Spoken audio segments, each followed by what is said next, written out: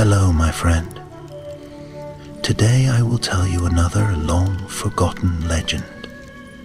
Close your eyes and let the magic transport you to Middle-earth.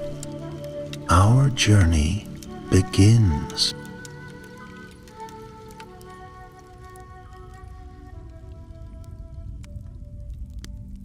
In the brooding shadows beneath the misty mountains, the orc-holts of Gundabad whispered with rumors of a rising power. The wind carried the echoes of clashing swords and anguished cries. Among the deepest caves, lit only by the flicker of torches and molten iron, strode Azog, the pale orc of legend.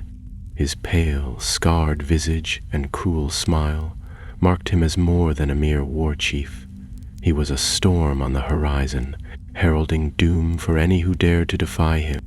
Part of the south, in the glittering halls of Erebor, King Thror sat upon his ancient throne. His beard, silvered with age, brushed the tapestry of his forebears.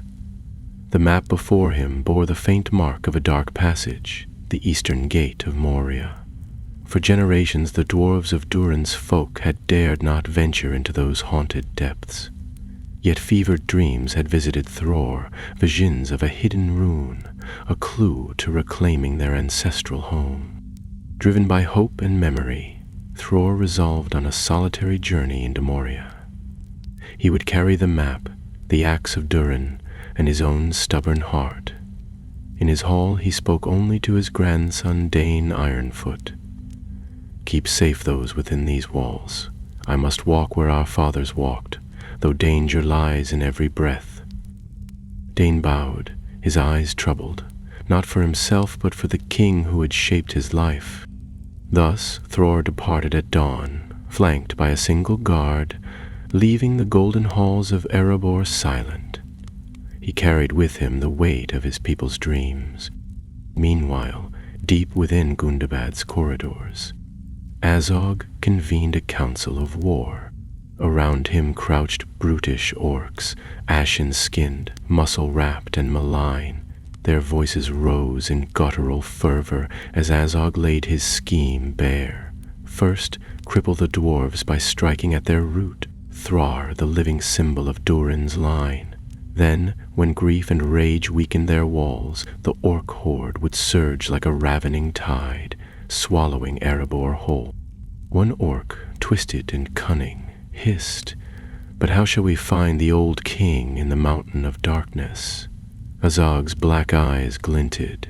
"Leave that to me," he rasped. "I have spies among the cave bats, and whispers ride the wind. Soon I will know the path, and with it the blow that brings doom." Unseen by dwarves and orcs alike, Bolg, Azog's only son, crouched on a ledge above the war council chamber. His mind absorbed every word. Though green in age, he hungered for power and approval. In his heart he marked the moment.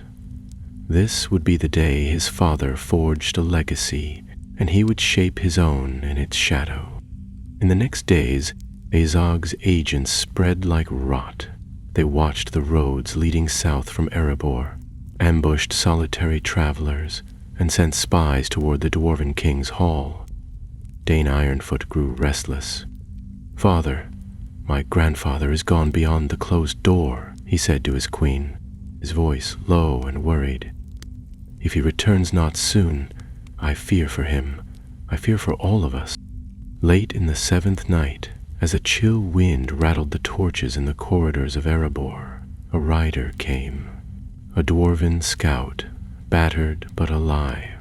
He skidded to a halt before Dane. "My lord," he gasped, "an orc ambush on the northern road. My kin were cut down. With crimson blades, the orcs were led by one pale as bone. They carried symbols of Gundabad." A hush fell. Dane's heart thundered. Gundabad, legend told that Azog had claimed that mountain as his seat, and that his cruelty eclipsed even the darkest of orc lords. To find him pressing toward Erebor was unthinkable. Dane summoned his captains. "Arm our shields. he commanded, voice firm. "But we cannot march blindly into ambush. We know not where Thror walks. He may still stand within Moria's gates, or worse, he may not return at all." With solemn face, Dain turned his gaze to the scout. "You know only the traces of blood, not the direction. Yet we must act. We cannot wait for shadows to bite at our bones. We go to Moria." So, before the lanterns went cold that night, Dain marshaled 50 of dwarves, armored, resolute, and determined, and rode west toward the yawning maw of Moria. Each step rang with the clash of steel and the pounding echo of determination. In that brave advance glowed the hope of a people and the scent of doom. For in the heart of the mountain, beneath the roots of the world, a confrontation stirred, a rivalry forged in blood to be decided in darkness. As thunder rumbled in the distant skies and the wind carried the tang of iron, the stage was set.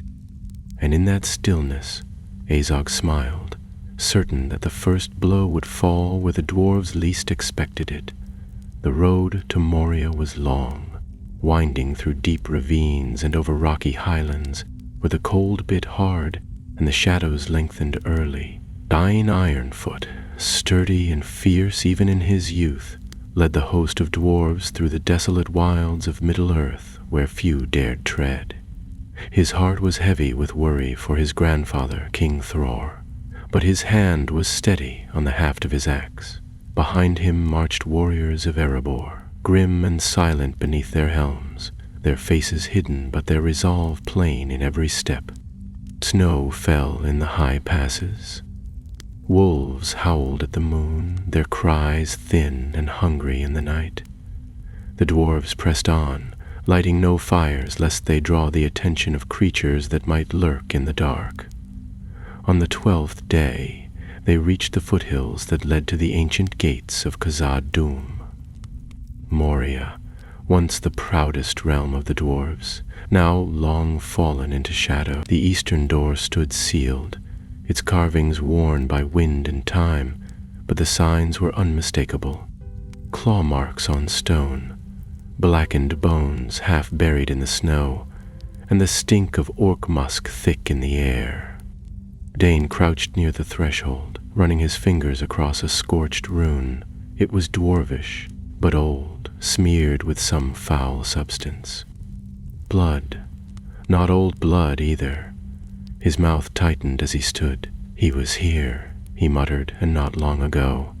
The others gathered round. No one spoke. No one needed to. Thror had entered Moria, and something within had answered. They waited 3 more days, guarding the approach, hoping against all reason that the king might return. On the morning of the 4th day, as mist curled along the mountain slopes and the wind wailed through the narrow clefts, a single figure appeared on the edge of the slope. A dwarf, stumbling and wild-eyed, covered in blood and ash. The guard rushed to him, and when Dain reached his side, the warrior collapsed into his arms, weeping. "Thror," he choked, "he is dead." Dain froze, as if the breath had been driven from his chest. "Tell me," he said softly. The survivor, Nar by name, spoke between gasps. "He went into Moria alone, wouldn't wait, said it was his right. I followed as far as I dared, then. I waited days, hidden among the stones, and then they came." Dain listened in silence as Nar told his tale. Of orcs pouring from the depths like an unholy tide, of a pale monster among them, tall and cruel, who bore a great iron cleaver and wore a heavy belt of severed heads. "This was Azog," Nar said. "The pale orc, the self-named Lord of Moria. And he had slain Thror in sight of the gates, cutting him down without challenge or warning, then branding his name into the king's forehead before casting the body to the rocks for the crows to feed on." At those words, The dwarves erupted. Cries of fury rang through the hills. Some wept openly. Others beat their fists on the stone, swearing vengeance. Dane stood unmoving, his axe gripped tight, eyes like chips of granite. "This is war," he said, voice low but firm. "This cannot be answered with silence."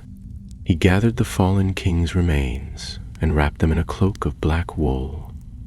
A cairn was raised upon the slope, and the dwarves swore oaths of vengeance there beneath the cold sky.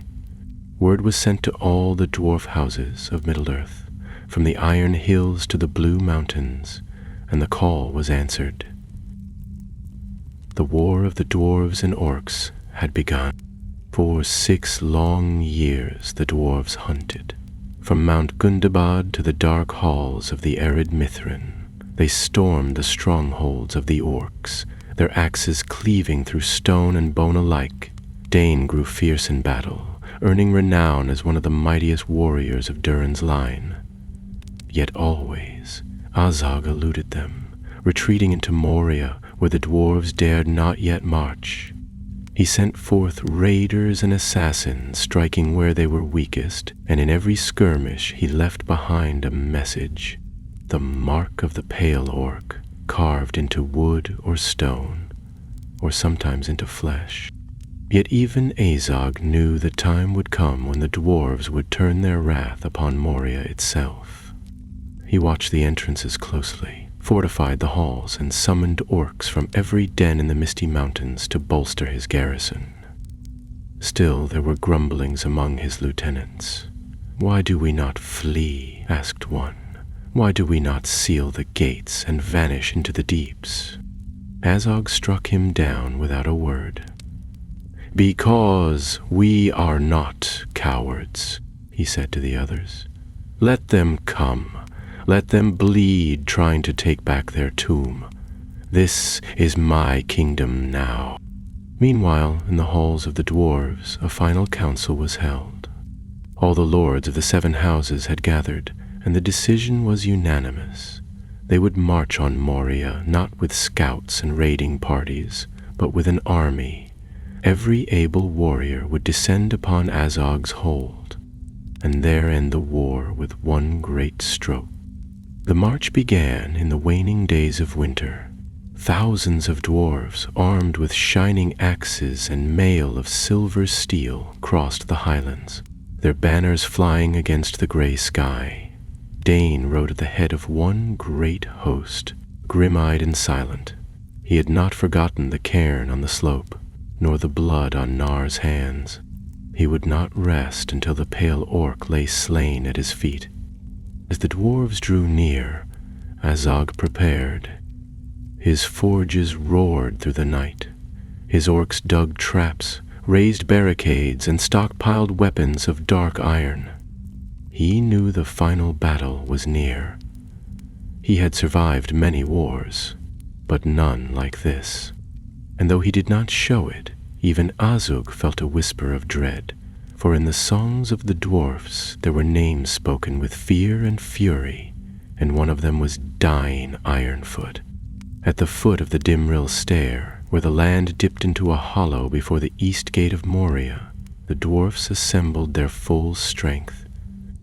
Campfires flickered like stars strewn across the valley floor, their smoke curling upward into the night. From above, the dark peaks of the Misty Mountains loomed like silent watchers.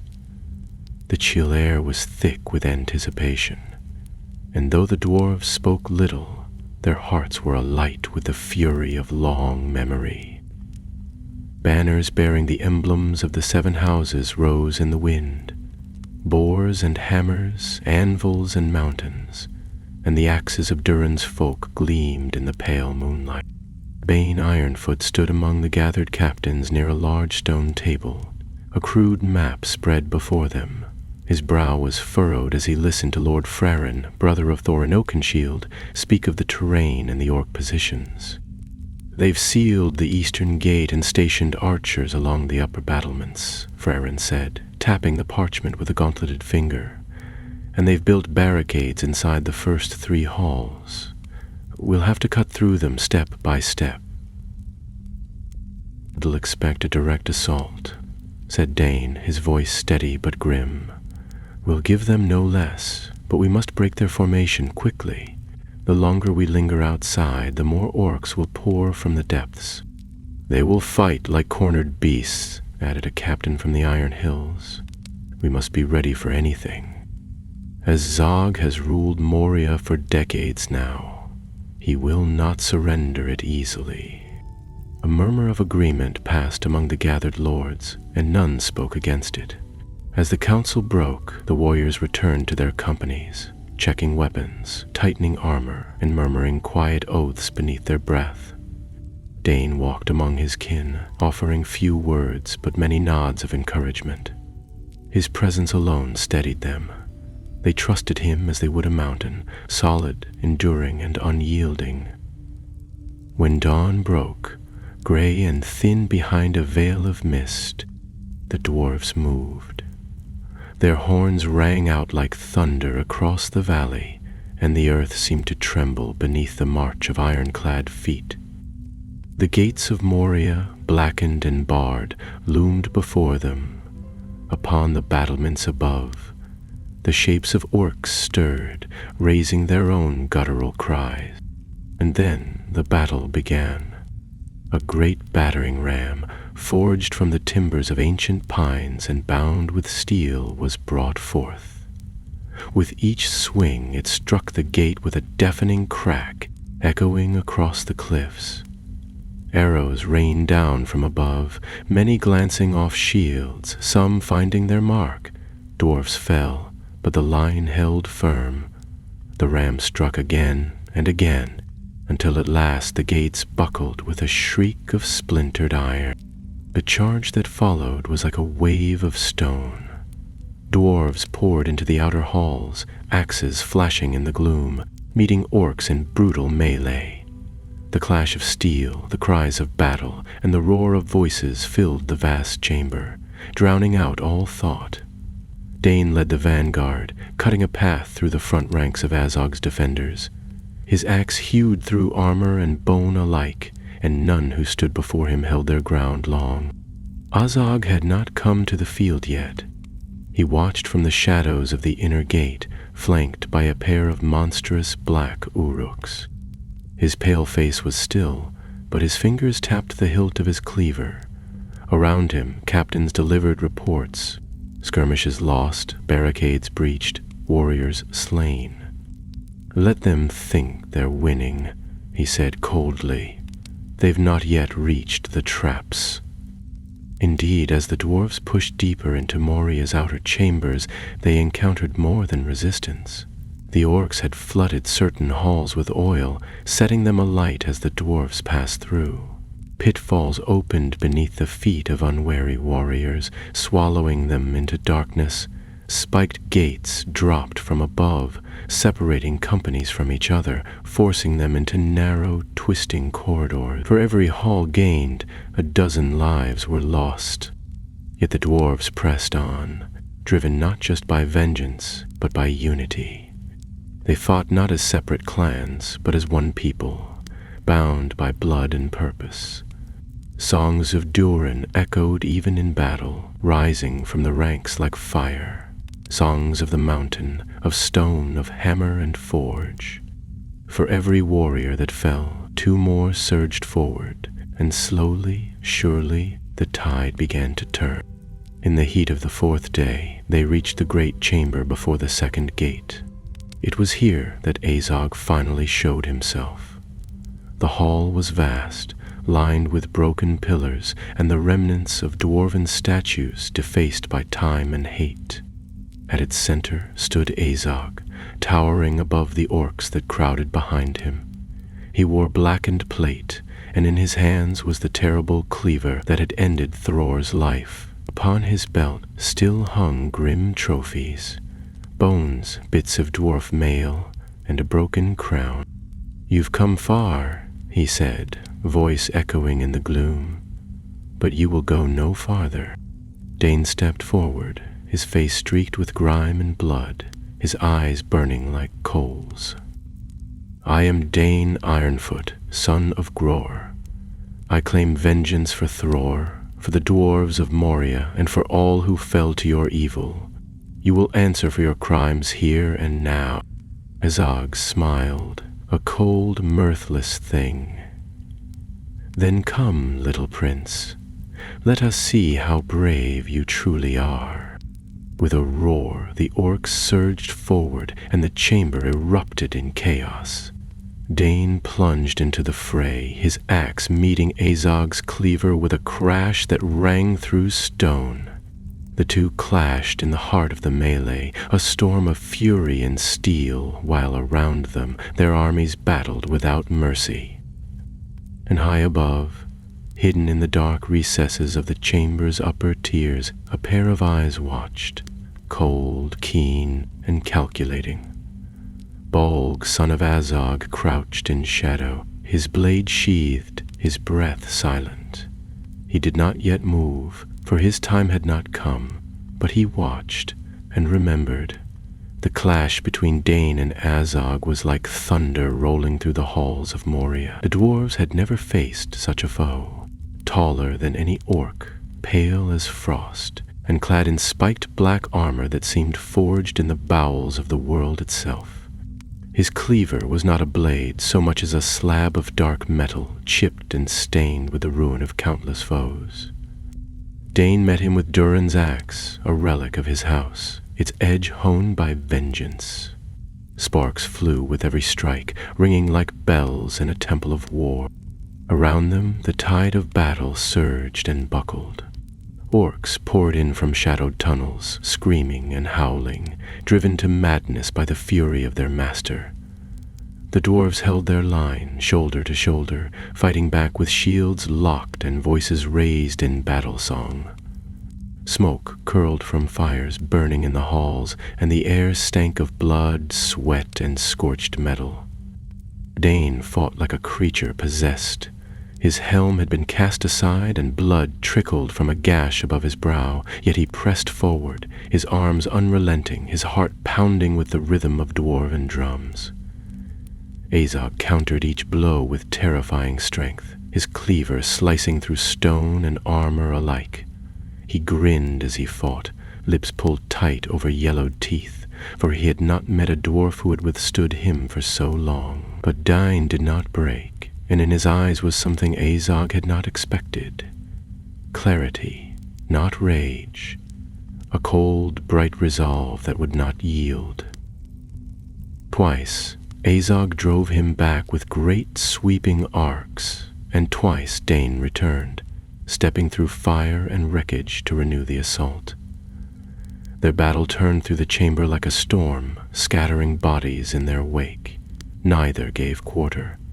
Steel rang on steel, and the clash was so fierce that even the orcs nearest them gave ground, unwilling to come too close. It was in the heart of that storm that the tide began to turn. Brerin, rallying a company near the eastern arch, shouted for a push. Dwarfs surged forward, battering through the enemy lines, forcing the orcs to retreat or fall. On the western side, warriors from the Iron Hills broke a second barricade, opening the path for reinforcements. The chamber, once a cauldron of death, was now a field of fury, and the dwarves, outnumbered but unbending, began to press the orcs into a retreat. Azog saw it. He saw his lines failing, his traps exhausted, his champions slain. Fury flared in him like a forge flame, and he struck at Dane with renewed savagery, forcing him to one knee. The cleaver came down, but Dane rolled beneath it and came up behind the orc lord, slashing deep into the back of Azog's thigh.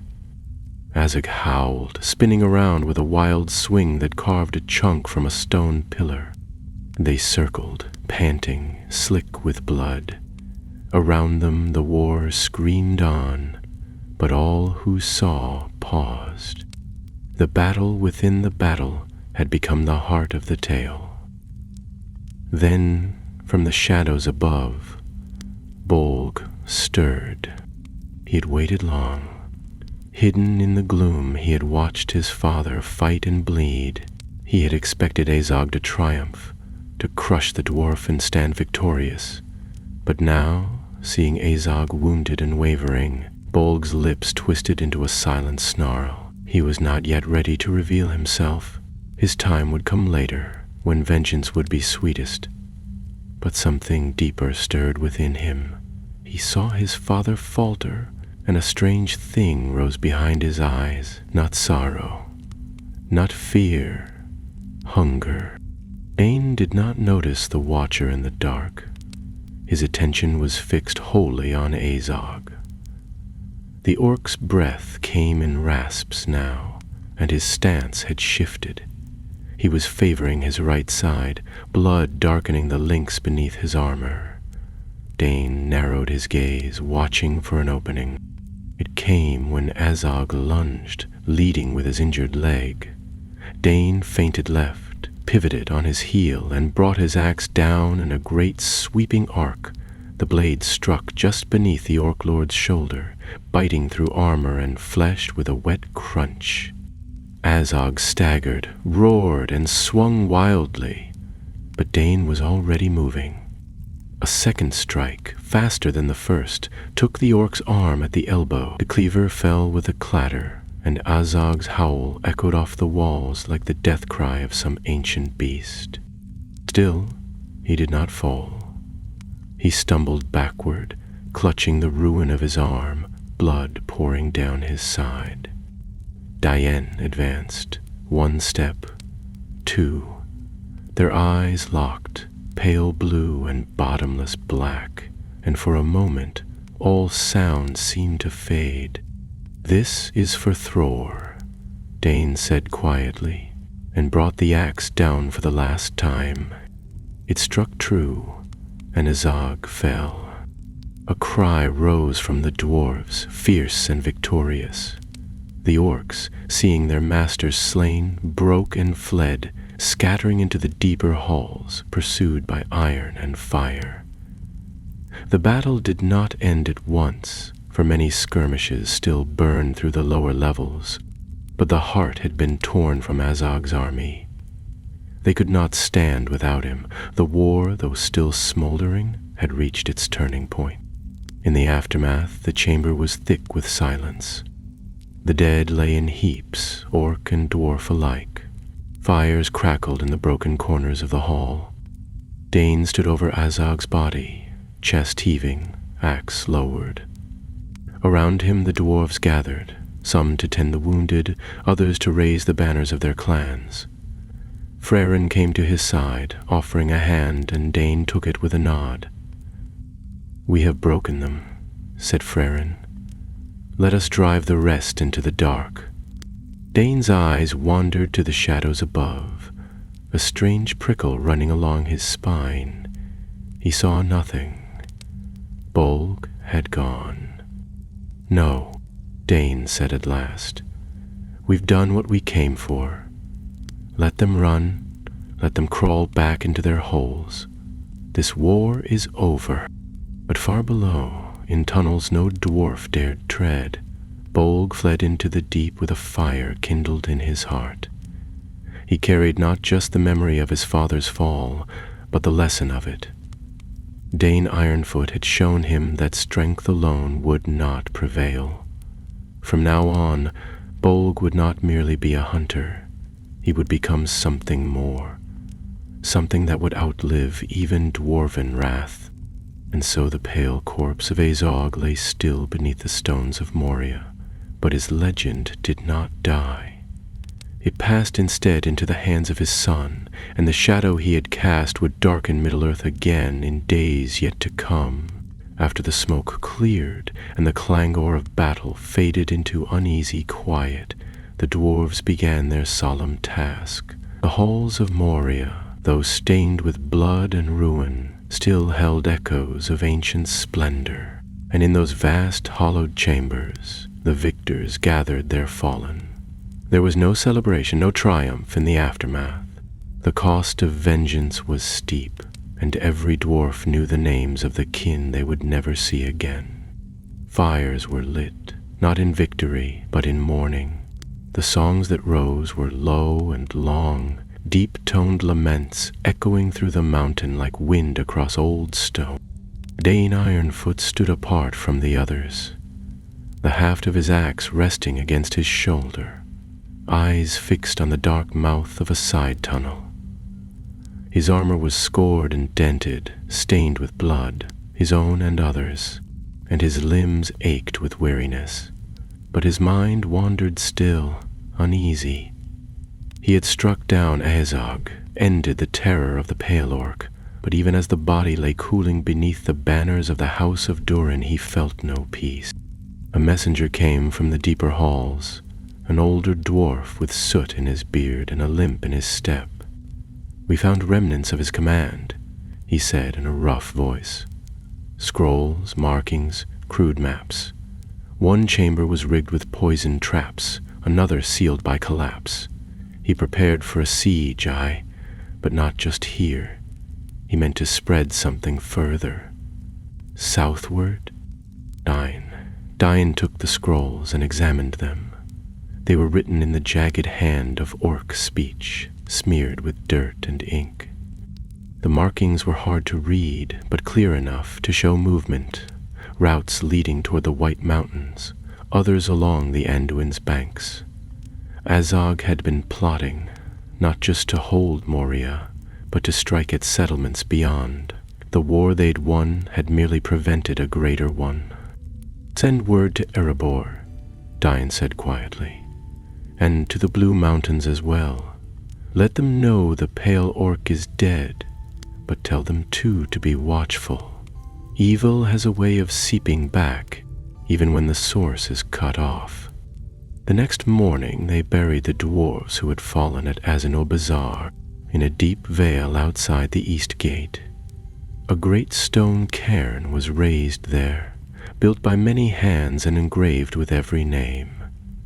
The hill was named Dwarodelf's Rest, and for many years after no dwarf passed that way without leaving a token.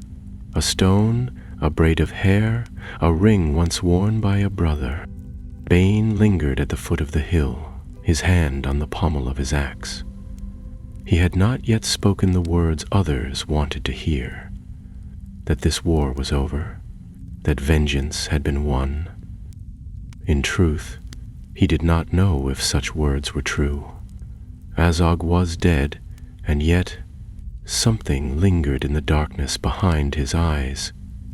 He had seen too much of cruelty's root to believe it would not take shape again. Far below, in the lightless deeps of Moria's lower reaches, Bolg moved silently through the ancient dwarf ways. He had passed unseen through the final hours of the battle, slipping between fire and steel like a shadow. When Azog fell, Bolg had not cried out, nor had he charged into the fray to avenge his sire. Instead, he had turned and fled, taking only his father's sigil, the severed hand of a dwarven king, etched on a strip of blackened iron. He bore it now like a talisman, tied to the strap across his chest, its weight pressing on him like a vow. He did not look back. South he traveled, past halls forgotten by map and memory, through tunnels untouched since the time of Durin himself.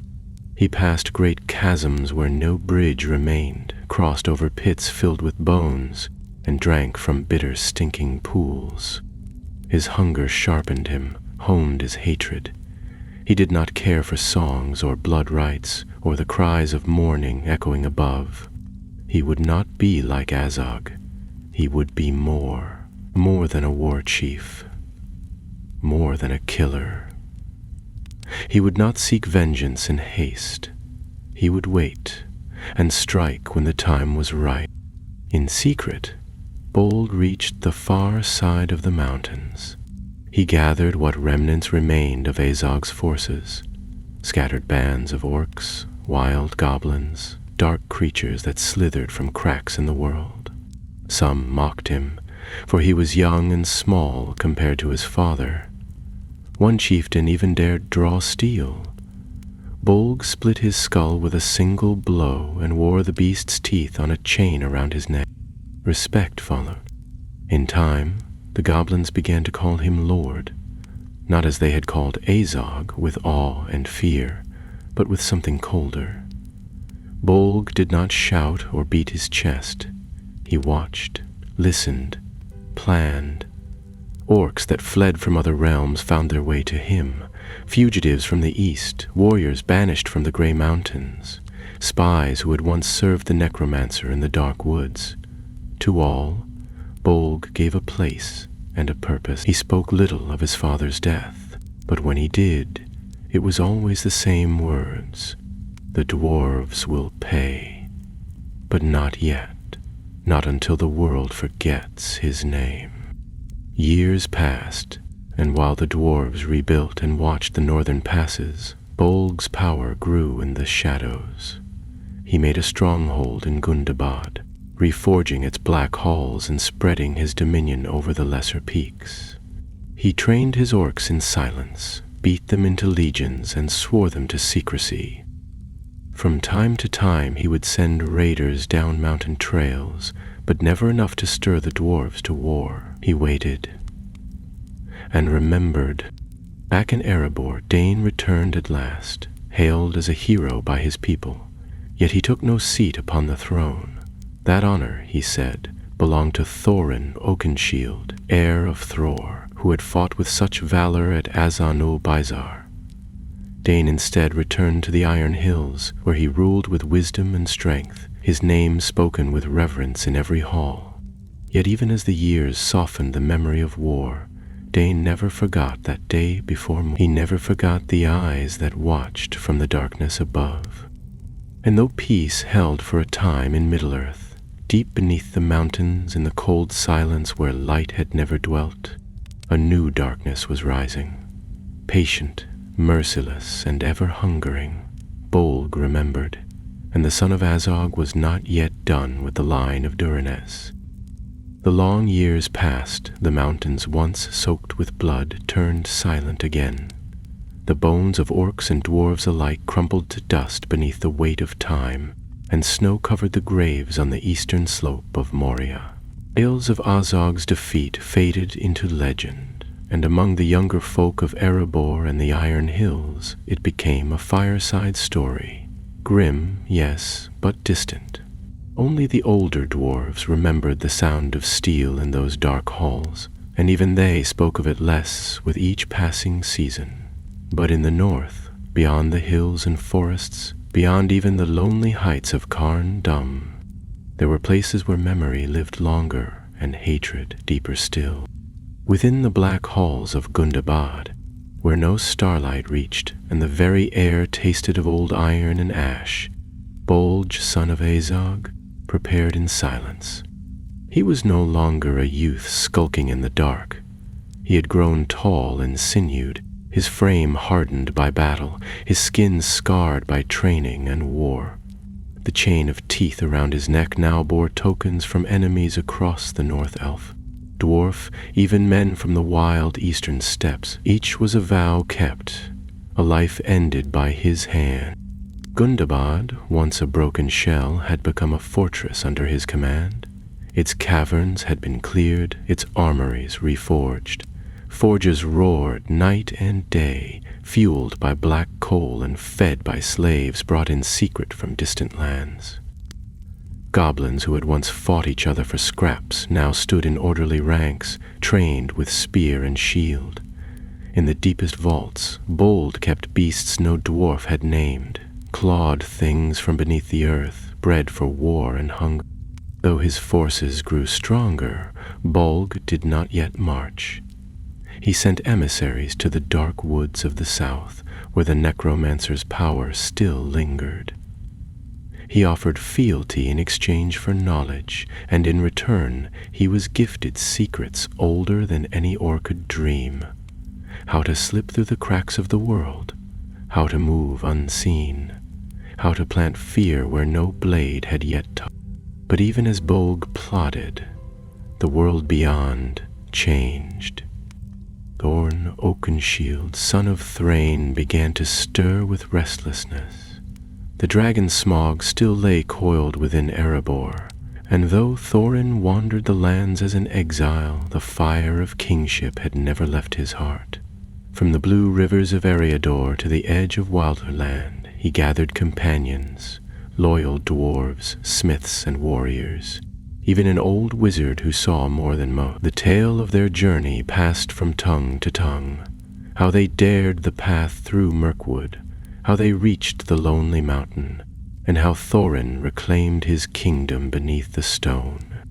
When word reached Gundabad that Smaug was dead and Erebor stood again, Bolg's fury boiled over. He smashed a forge with his bare hands, shattered the stone throne of his ancestors, and bellowed into the darkness until even the wolves of the mountain fled. This was not how it was meant to happen. Azog had died to break the line of Durin, and now that same line wore crowns again and called armies to their side. Thorin's victory echoed across the lands, and Bolg knew the dwarves would grow bold. But he also knew that boldness often led to ruin. The death of Smaug had not brought peace, but discord. The men of Lake Town demanded reparations for their losses. The elves of the woodland realm came to claim what they called their own. And Thorin, proud and wounded from his journey, would not yield. He sealed the gates of Erebor and sent ravens to the Iron Hills. Dane Ironfoot, ever loyal to his kin, answered the call and marched with 500 dwarves, armor bright beneath the wintry sun. Bolg watched from afar. Scouts reported every move, every speech, every bitter standoff between dwarf and elf and man. He waited, and when the horns of war were raised outside the gates of Erebor, he moved at last. From Gundabad he marched with thousands, orcs of every stripe, goblins from beneath the mountains, beasts bred for slaughter, all followed him, clad in mail and bearing blades blackened by blood. He did not ride at their head, but walked among them, silent and grim, his helm a cruel crown of steel, his armor etched with old runes of hate.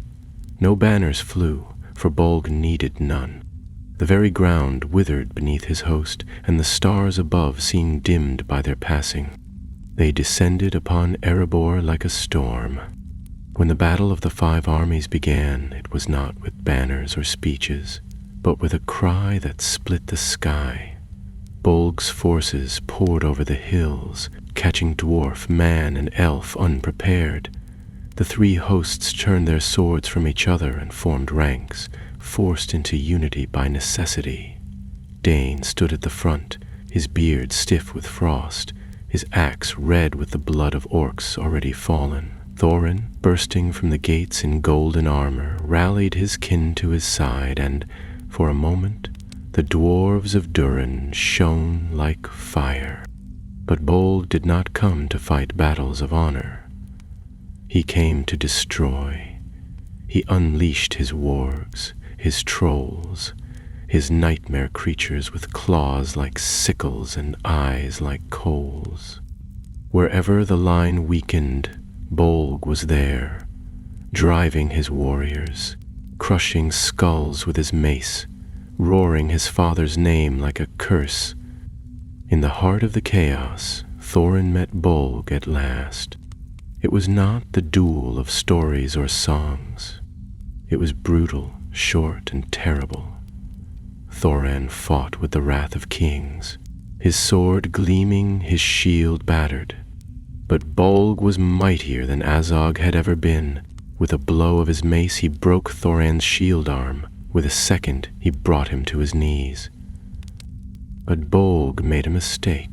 He lingered, not for cruelty, but for satisfaction, to show all who watched that he, son of Azog, had ended the line of Durin at last. And in that moment another came, tall and wild-eyed, with a great club of wooden hair like tangled straw. Beorn, the skin changer, had arrived, and with him came a fury none had expected. Bolg turned, mace rising, but he was too slow.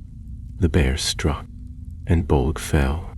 So ended the son of Azog, not with a throne beneath him, but broken upon the stones of battle.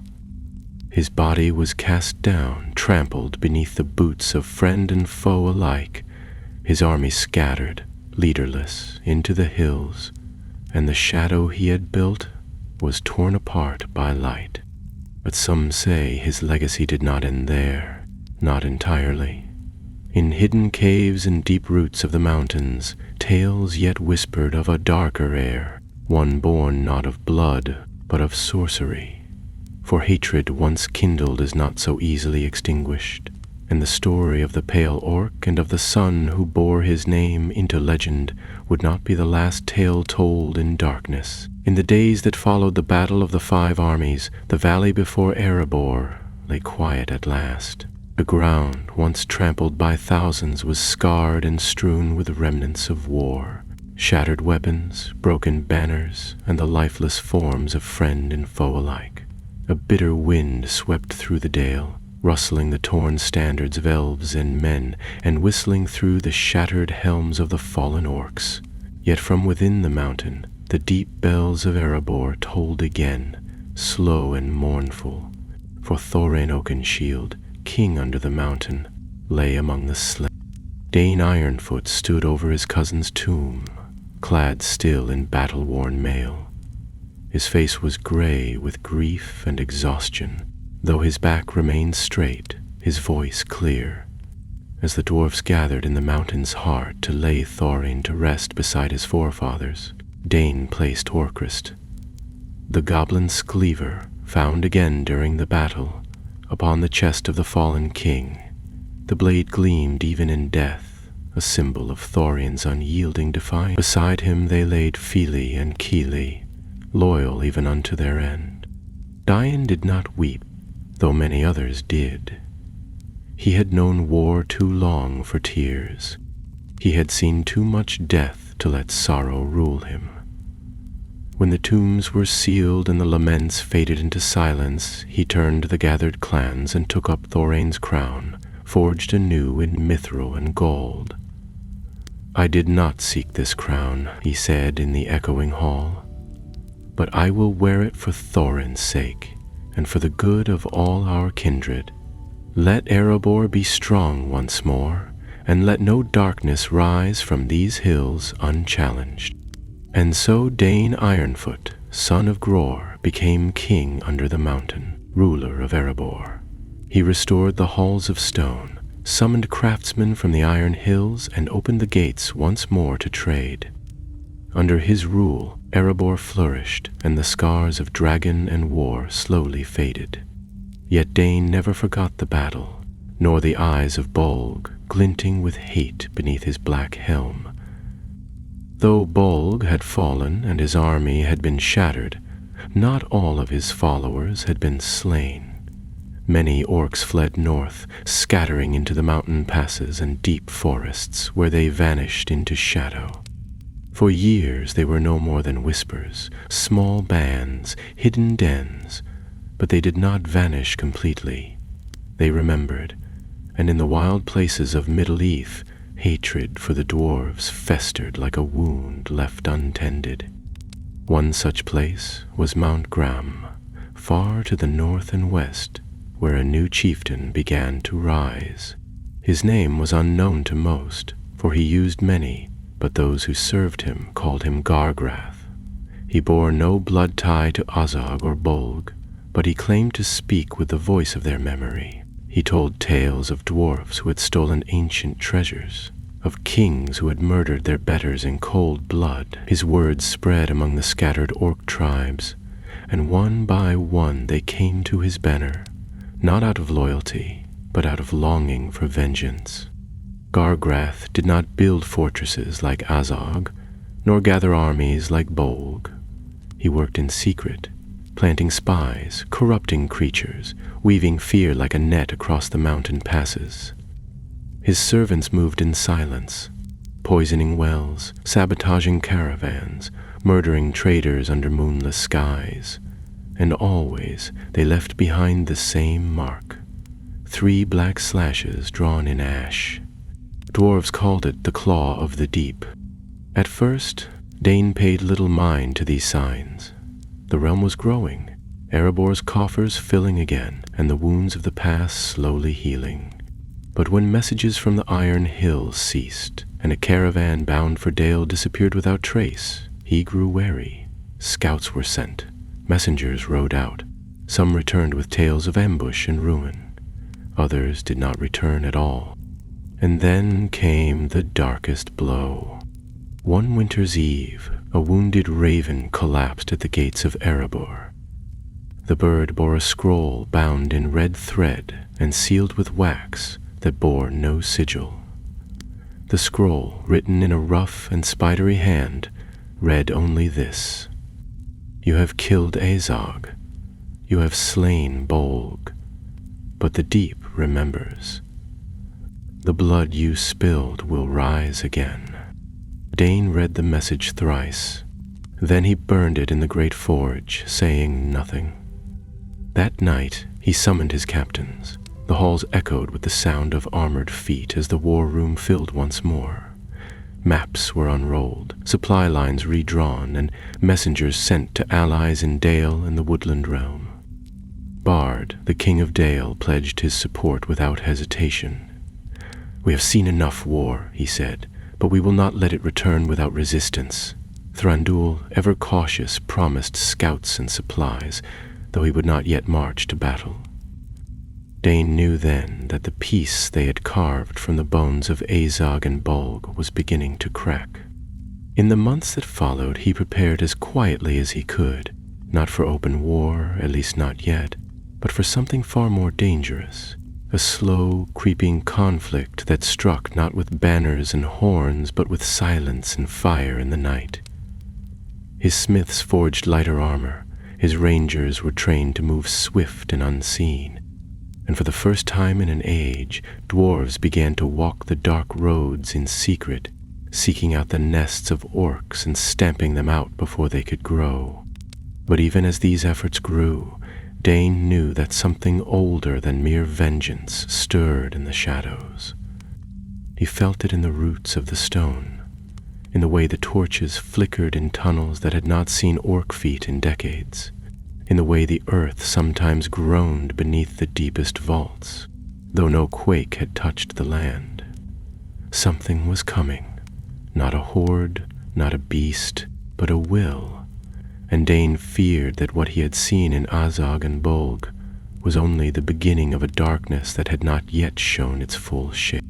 For while the world believed the tale had ended, and while the name of Azog faded into the old songs and Bolg's fate became but a whispered line in history, the deep remembered, and somewhere beyond the reach of firelight, something in that deep had begun to stir.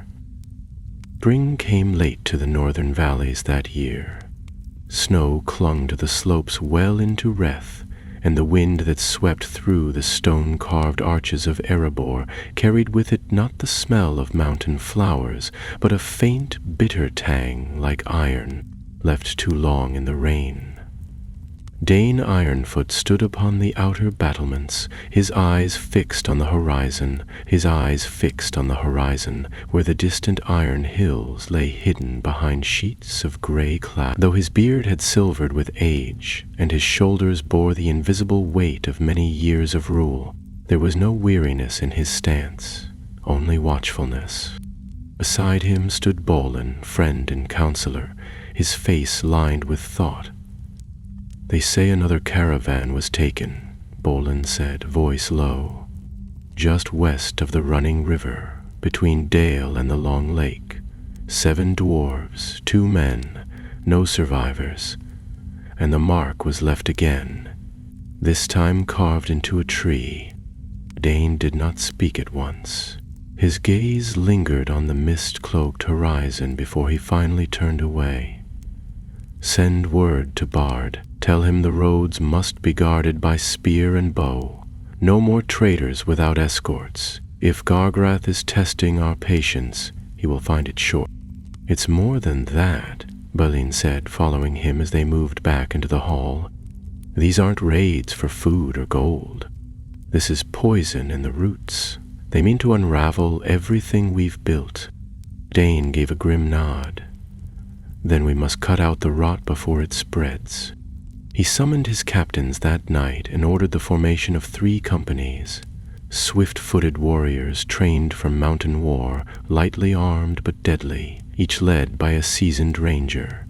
Their task was clear: find the source of the attacks, root out the orc dens, the spies, the hidden paths they used to slip between the watchposts, bring back any prisoner who spoke of Gargrath, and silence those who would not speak. Weeks passed, and the companies scattered like stones cast into the dark. Reports trickled in. Some skirmishes won, caves cleared, tunnels collapsed, but nothing that pointed to a single source. Gargrath remained a phantom. Then, late one evening, as the sun bled red across the peaks, a horn sounded at the gate. The guards opened the way to reveal a wounded dwarf staggering beneath the weight of another slung across his shoulders. His face was pale, beard torn, one eye swollen shut. But in his remaining eye burned a fire of urgency. He was taken straight to the king, where healers dressed his wounds and gave him water. His name was Nur, and he had led one of the 3 companies into the withered pass north of Dale. There they had found a ruin, an old orkhold thought long abandoned. But it was not empty. Inside were signs of recent use, ash still warm in the hearths, food not yet rotted. Then came the ambush. They were waiting for us, Near rasped. Not just orcs, wargs, black as pitch, and something else, something taller than any man. I only saw its shape, eyes like coals, a voice like cracked stone. It called itself the voice of the deep, said we'd trespassed in the name of ghosts. Dane leaned forward. Did it say Gargrath? Near shook his head. No, but the way the others spoke to it, they feared it, obeyed it. This wasn't some chieftain skulking in a cave. This was old. The hall grew still. What became of the others? Baleen asked gently. I saw Auric fall. The rest... Near's voice broke, and he closed his eye. I ran. I carried Rurik's body as far as the river. Didn't stop till I saw the torches of Dale. Dane dismissed the others and remained in the hall with Balin long after the torches had burned low. Maps lay before them, old and new, and Dane traced a finger along the crags between the iron hills and the forest's edge. This voice, he muttered, what could it be? Not a mere orc, not a troll, and not some new chieftain either. There are whispers, Balin said softly, legends in the old texts, of creatures that burrowed deep in the elder days, before dwarves even carved their first halls. Not beasts, but minds, twisted by the darkness under the world. Dane said nothing for a long time. Then he rolled up the maps and handed them to Balin. Tell no one, not yet. If the people begin to believe we fight shadows, fear will rot our strength from within. But if it is true, then we will face it, Dane said, as we always have, with axe and stone and fire. Yet even as he spoke the words, he felt the old dread rising. Not fear of battle, that was a familiar thing, but something colder, like a crack running through the bedrock of the world. He had fought Azog in the burning halls of Moria, had seen the death in Bolg's eyes before Bjorn's fury broke him. But this was something else. Not a war of blades and walls, but of whispers, of roots gnawing at the foundation. If it was true that something had survived in the deep, something older than Azog, more cunning than Bolg, then their war had only just begun. And somewhere beyond the hills where the mountains loomed and the sky darkened early, The voice of the deep stirred in its lair, its breath like the sigh of stone under pressure. It had watched the world change through ages of silence. It had listened to the cries of Azog, had marked the fall of Bolg, and now, with the dwarves grown proud once more, it would rise, not as a brood of war, but as a shadow in the bones of the earth, patient and terrible. For the deep does not forget. It remembers. It waits. And it has begun to whisper again. By the height of summer, the tension that had once clung to whispers now settled like a shadow over all the north. The passes were quieter than they should have been, and though the roads remained open between Erebor and Dale, there was a stillness along the way that even the birds avoided. Merchants grew uneasy, travelers shortened their journeys, and watchmen along the battlements of the lonely mountain reported strange lights in the highlands, small flickers far off among the crags, like torches without bearers. Within Erebor, Dane Ironfoot took no comfort in the season's warmth. Though his court bustled and trade flowed steadily from Lake Town and beyond, his heart remained tethered to darker thoughts. He had fought many foes in his lifetime, and understood the measure of strength, but this new danger, the one hidden behind the claw-marked trees and ash-smeared stones, was unlike anything he had faced before, and worst of all, it refused to show itself fully. That was the part that gnawed at him. One evening, as the sun bled orange across the eastern sky, he sat in council with Balin, Oin, and a few trusted commanders. They had spread before them every report gathered in the last 2 months, maps scrawled with fresh notations, sightings from scouts, fragments of intercepted messages. The clues were many, yet none pointed clearly to a cause. The orcs had no king, no open banners, yet they moved with strange coordination. Supplies vanished in places once thought safe. Outposts sent no replies. And worse, some of the dwarves sent to investigate had not just disappeared, they had never been found at all. "We've scoured the withered pass, swept the river paths, reinforced every known tunnel west of Ravenhill," said Owen, tapping a heavy finger on the map. "Whatever this voice is, it's not using the roads we know, or it's using roads we don't," Balin said quietly. "There are old ways, King Dane, deep ones, carved before even Durin's time. Not all of them were sealed." Dane frowned. "And why would they know such passages?" "Perhaps they always did," Balin answered. "Or perhaps something shows them." The room was quiet a long moment. Outside, the sound of hammers echoed faintly from the forges, rhythmic and comforting. Within, however, unease thickened. At last, Dane leaned back. "Then we find these roads.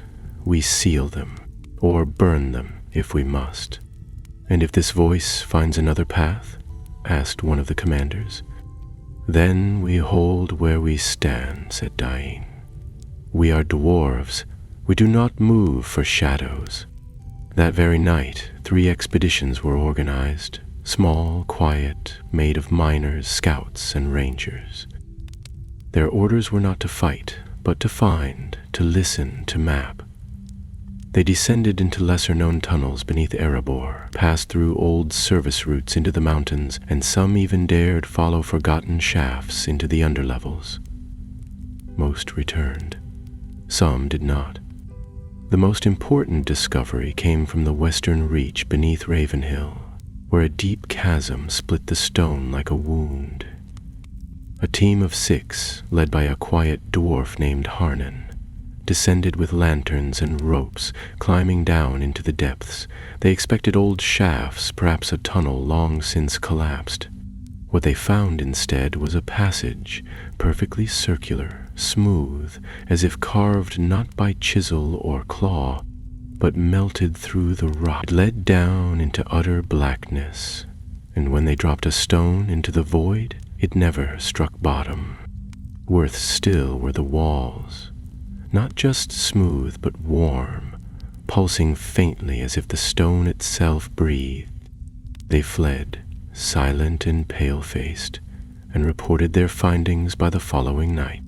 Dane read the report without speaking, then passed it to Balin. "Send word to the Elven King, and to Bard. We may need more than steel before this is over." It was then that the dreams began. Not his dreams, those of his people.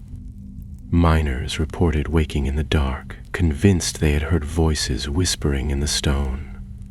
Smiths paused their work, claiming to feel tremors none else could sense. One young guard, barely past his first beard braid, collapsed during patrol and spoke in a voice that was not his own. The words were ancient, not even in Khuzdul, but the tone was enough to freeze the blood of every dwarf who heard it. That same night, a quake struck the deepest forges. Small but sharp, strong enough to shatter anvils and crack pillars that had stood for generations. Tin. Dane did not sleep after that. He began walking the halls at night, speaking with guards, inspecting walls, listening for any sign of the deep tremors returning. And though his presence steadied his people, it did nothing to settle his own heart. What frightened him most was not that the enemy was cunning, nor even that it moved unseen. It was the thought that whatever stirred now beneath the earth did not move for conquest, nor for vengeance, but because it could, because it had always been there, watching, waiting. Azog had been a creature of wrath, Bolg one of pride, but this thing, this voice, it was neither. It did not want a kingdom or a crown. It wanted to be heard. As the high summer wore on, the tension across Erebor thickened like storm clouds over the lonely mountain. And far below, in a place no light touched, the deep tremors came again, slow and steady like a heartbeat. Something old, older than orc or dwarf or dragon, stirred in the bones of the world. It had no name, the dwarves knew, but it remembered Azog. It remembered Bolg. It remembered the dwarves who had cut down its servants and burned its tunnels. And soon it would rise. Autumn came with little color that year. The leaves in Dale turned, as always, from green to gold, but they fell too early and without the brightness of past seasons. The skies remained dim more often than clear, and a strange hush had settled across the northern reaches of Wilderland.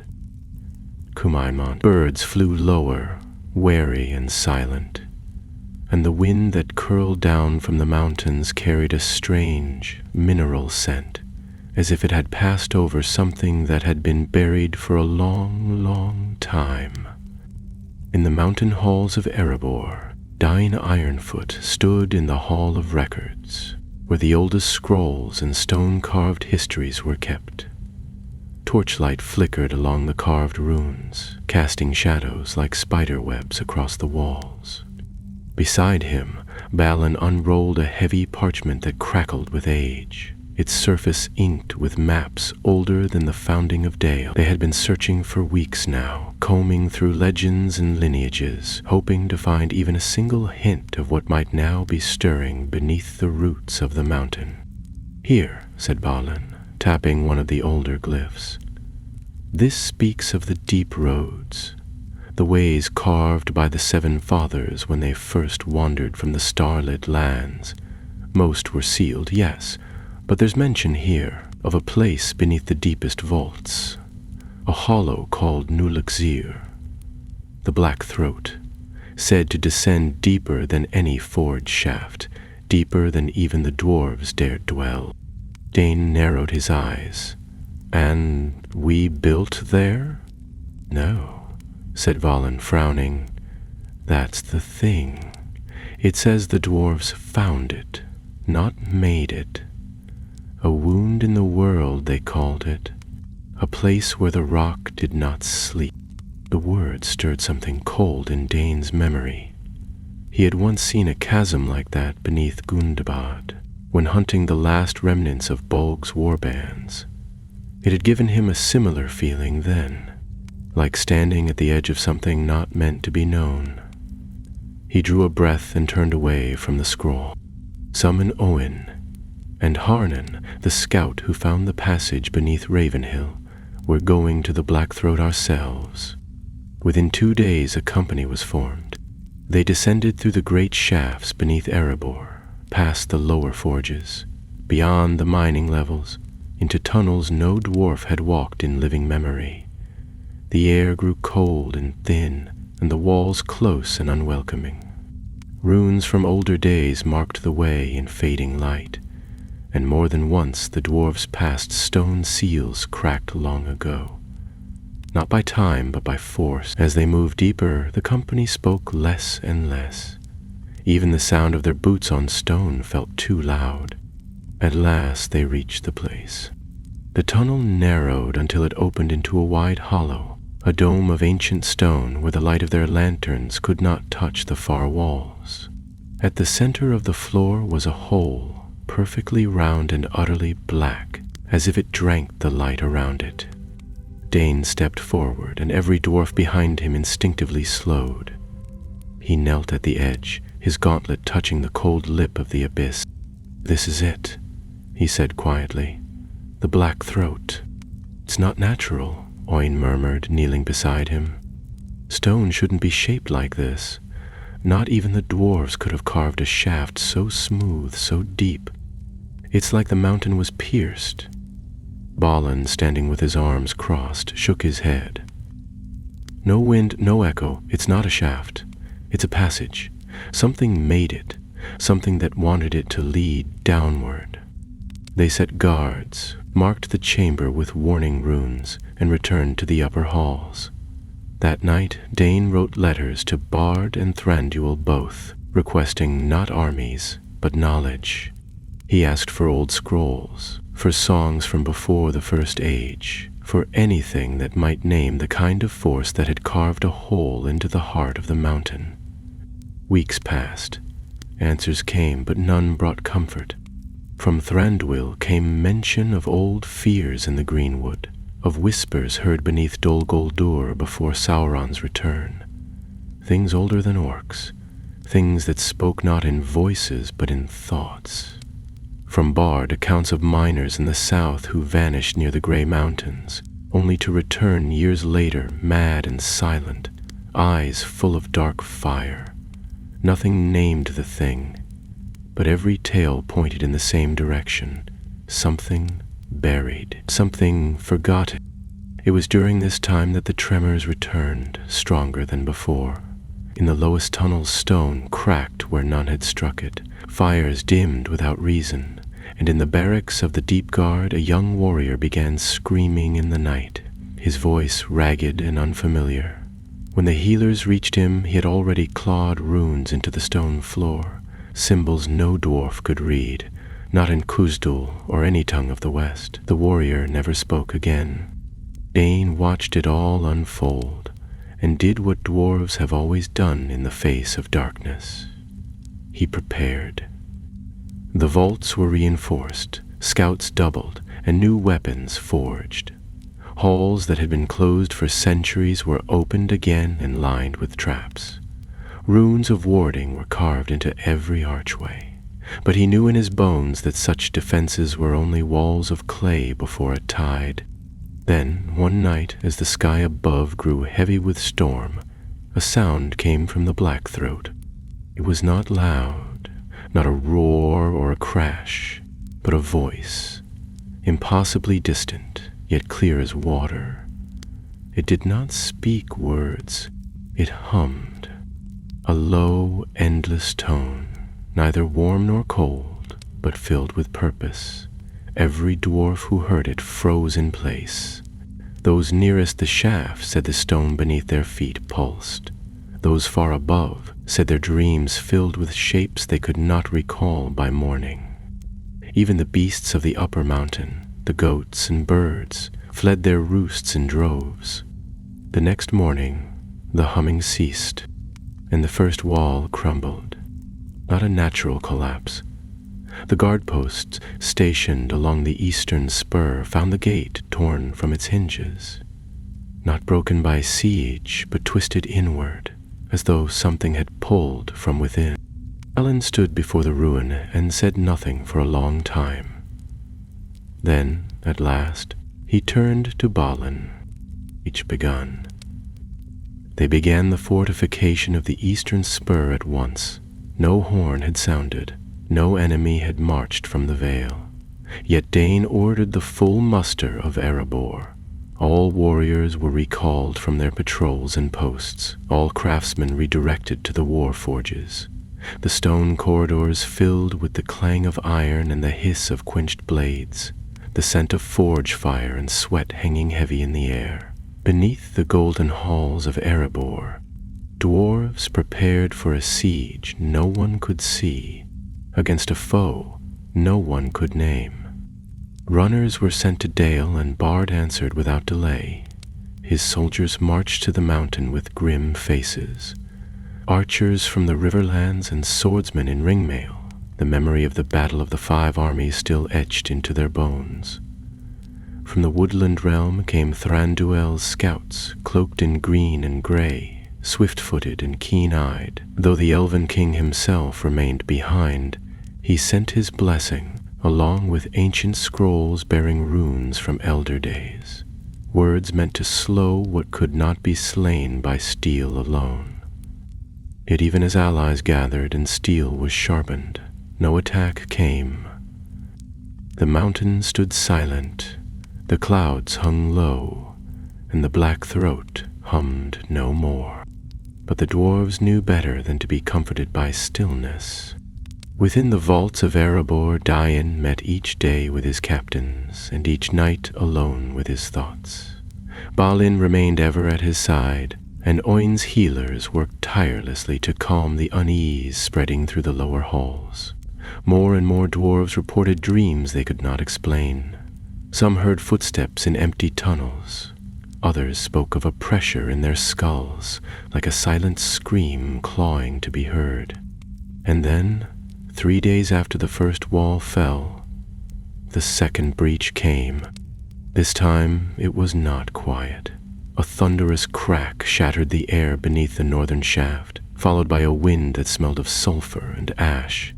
When the guards arrived, they found the gates sundered and the stone scorched as though struck by dragon fire. But no dragon had flown, and in the dust 3 dwarves lay dead, not pierced or burned, but gray and lifeless, their eyes wide and mouths agape in terror. No wound could be found on them. Dane stood over their bodies himself, silent as the healers performed their rites. Then he turned, his voice cold and calm, and gave his order: "Seal the passage." Not with stone, with fire. His engineers flooded the northern shaft with oil and pitch, and when the torch was dropped, the flame roared so high it blackened the ceiling above. For hours it burned, until the very rock glowed. Nothing could survive such a blaze, no beast, no orc, no thing born of flesh. But fire could not stop the darkness, not this time. The next morning, the humming returned, deeper now, slower, and it was not alone. The walls shook with a rhythm like breath. Lights flickered in the halls. Runes carved in ages past crumbled to dust. And from the black throat, shapes began to rise. At first they were shadows, mere impressions of form, shifting like smoke along the edge of vision. But then they began to take shape. Figures of stone and bone, their limbs twisted and their faces eyeless, climbed from the pit in silence. They moved without sound, without speech, and they did not march in lines like orcs or goblins. They spread like a stain. The first clash came at the gate of the deep hall, where Captain Fundor held the line with 50 dwarves. The things moved like water, crawling over walls, flowing through arrow slits. Blades passed through them without resistance, and yet their touch was death. Fundor fell with a cry, his armor untouched, his heart stopped mid. Dane arrived moments later with his guard. He saw the shadows, felt the cold they brought, and struck with his own axe. His blade, forged with the runes of Durin, bit through the dark. One shadow shrieked and withered. Another fell to the enchanted arrows of the elven archers who joined the fight. Together they drove the things back, sealed the gate with wards and flame. But the message was clear. The enemy had come. That night, the halls of Erebor were lit from within like a city of stars. Every hearth blazed, every lantern glowed, every room burned bright as the dwarves prepared for a war unlike any before. Yet it was not the hammer or the sword they leaned on now. It was the old knowledge, the forgotten songs, the wisdom of their kindred. Balin stood before the gathered warriors and read aloud the Song of the Deep Stone, an ancient tale that spoke of the nameless ones who once burrowed beneath the mountains, fleeing the light of the Valar. It spoke of a whisperer, older than the world, that had learned to wear stone-like skin and shadow like a cloak. It had no true name, for to name it was to summon it. It had only hunger, and in its hunger it remembered. Dane took the tale not as prophecy, but as warning. The foe they faced now was not Azog, not Bolg. It was not a creature of hate, but of nature twisted beyond reason, something that had slept too long beneath the roots of the mountains, awakened not by the dwarves' deeds alone, but by the death of those who once held it at bay. Azog had been the first, his blood spilled in fire and rage. Bolg the second.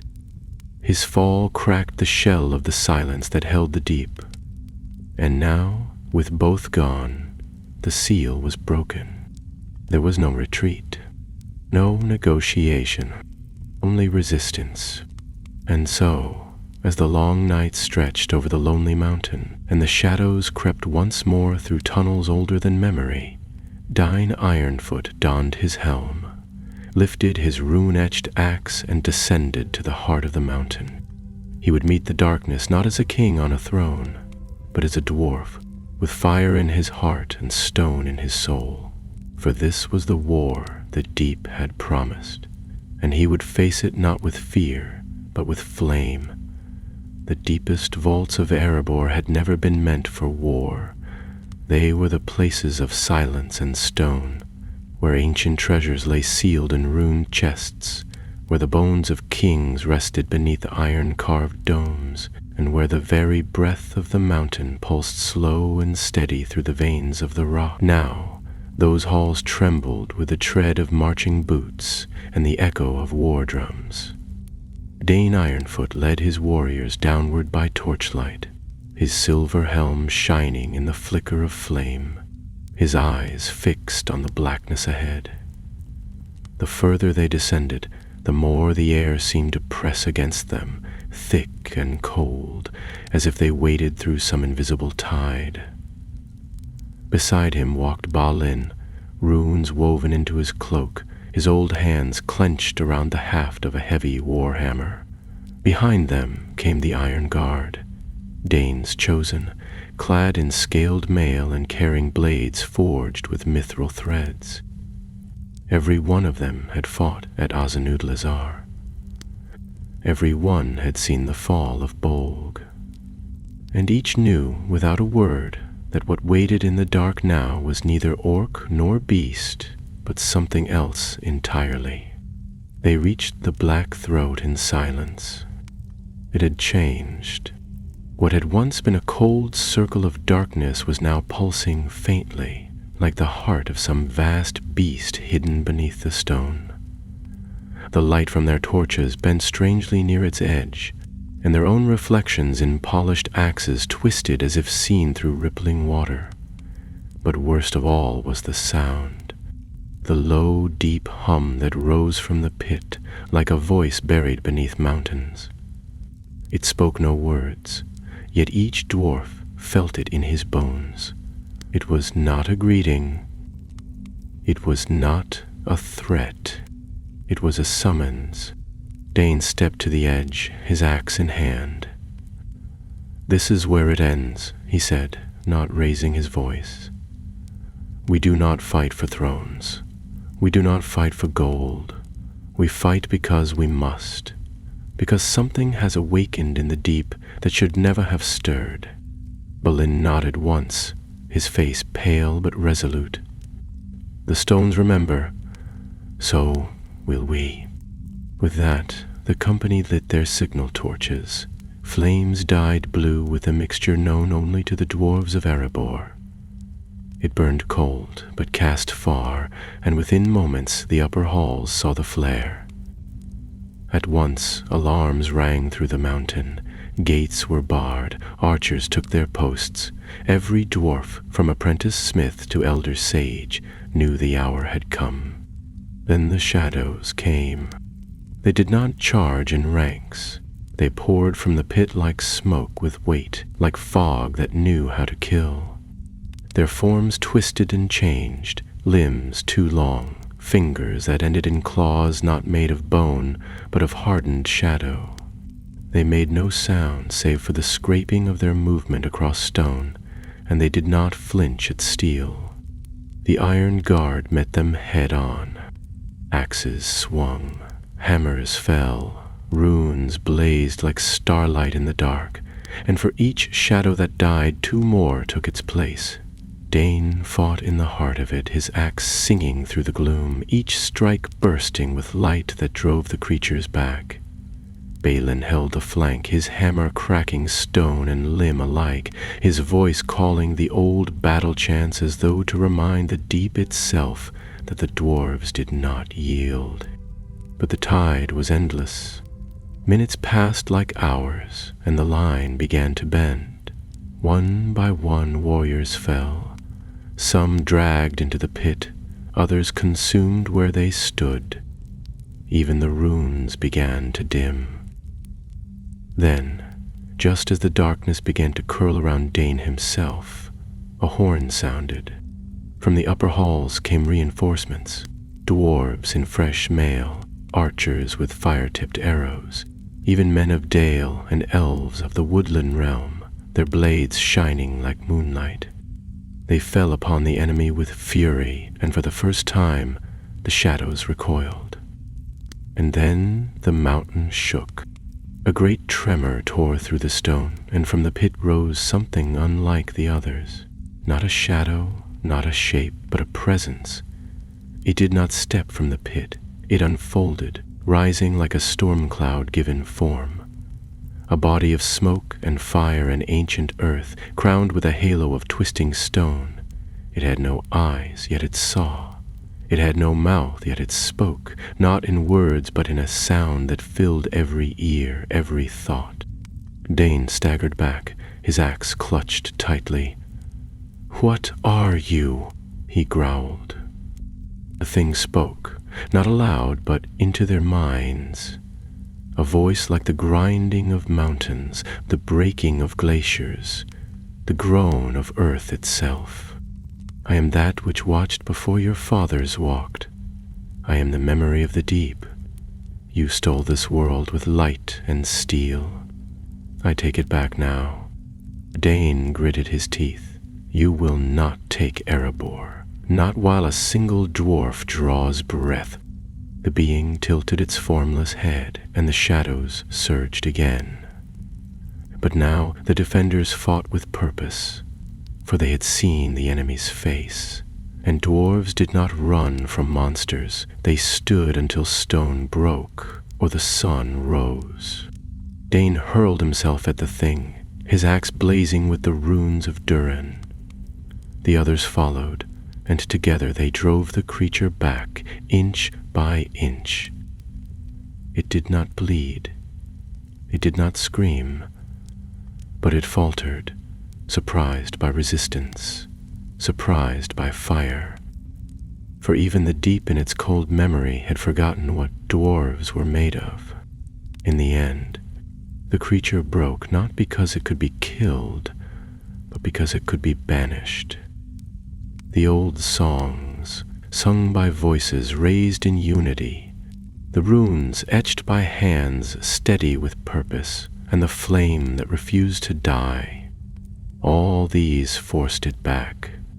It fled into the pit it had risen from, shrieking not with rage, but with recognition. It would not forget them. And so the pit was sealed, not with stone this time, but with rune fire, blessed by elf, man, and dwarf alike. The black throat was closed, and the passages collapsed with thunder that echoed for days. The deep slept again. But the dwarves did not forget. Dane Ironfoot returned to his throne not as a king who had defended his mountain, but as a warrior who had faced the heart of darkness and not turned away. He ruled for many years after, his legend growing with each season. And though he rarely spoke of that final battle, all knew that he had stood where few dared tread, and come back bearing not just scars, but knowledge. That there were older things in the world, that even when orcs fall, and war ends, the deep remembers, and that courage, when lit like a forge fire in the heart of a dwarf, can shine brighter than shadow.